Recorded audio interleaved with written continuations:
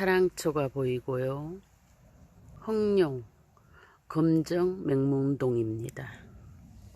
오늘의 약초, 옛날 가거를 보러 가던 선비가 가로로 길에서 쓰러져 있는데 이를 본 두루미가 던져준 풀을 먹고 기력을 회복하여 가거에 급제하여 선량한 학 선악이 던져준 약초라고 하여 선악초, 또한 길을 가다 집신나물의 새순의 모습이 용의 이빨을 닮았다고 하여 용화초로 불리기도 하는 집신나물입니다. 집신나물, 장미과에 속하는 다년생 초본으로 전초를 약용, 식용할 수 있는 것입니다. 봄에는 어린 새순을 나물로 먹을 수 있는 것으로 썬맛이 있고 삶아 찬물에 우려 무침을 하면 좋은 나물입니다.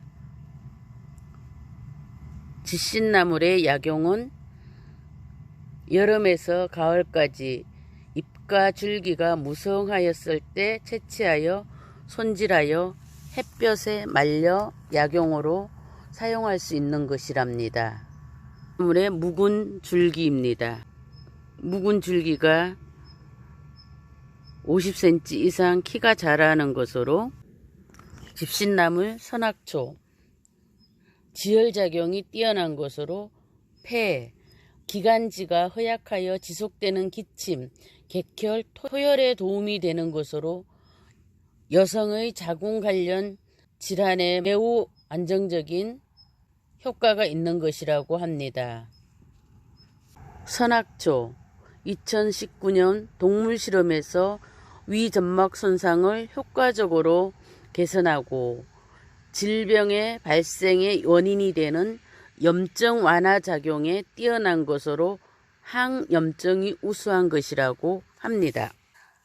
암세포의 정식 억제, 항암작용, 항종양의 효과, 통증 억제 등 약성이 있는 것으로 심장을 강하게 하는 것이고 기력이 약한 사람의 강장작용을 하며 부실해진 몸에 양기를 올려주는 데 도움이 되는 것이랍니다. 꾸준히 복용하면 오장이 편안해지는 데 도움이 되는 것으로 항암약초 나물 집신나물입니다.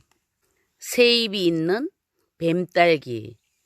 집신나물은 큰 잎 사이사이에 작은 잎이 나 있지요.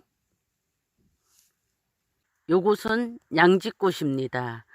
양지꽃과 비슷한데 양지꽃은 큰 잎과 세 장의 큰 잎 아래에 두 장의 잎이 마주 나는 그 사이에 작은 잎들이 없는데 집신나물에는 그 사이에 작은 잎들이 있지요.